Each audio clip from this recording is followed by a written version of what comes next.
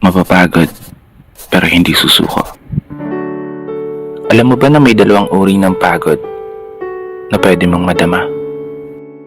Una, yung pagod na itutulog mo lang at pagising mo, okay ka na.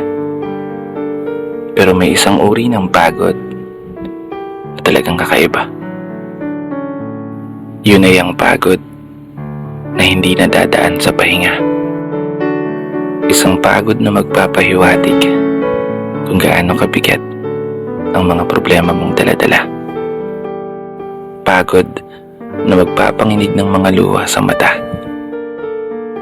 Pagod na magdidikta sa'yo para sabihing ayaw mo na. Mapapatanong ka na lang talaga, saan nga ba ang direksyon ng aking mga paa? Mga paang tila pagod na sa kakahakbang. Mga paang ngimay na sa kada tapak sa baitang ng hagdan. Isang hagdan na magdadala sa akin patungo sa isang palapag na pinapangarap ko.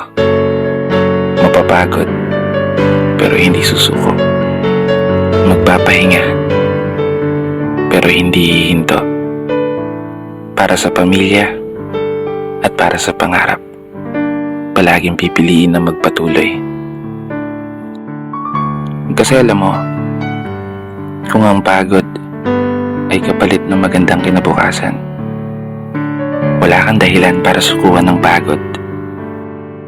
Wala kang dahilan para hindi ka bumangon. Wala kang dahilan para tuluyang magpalamon sa pagod na magbibigay sa iyo ng mga hamon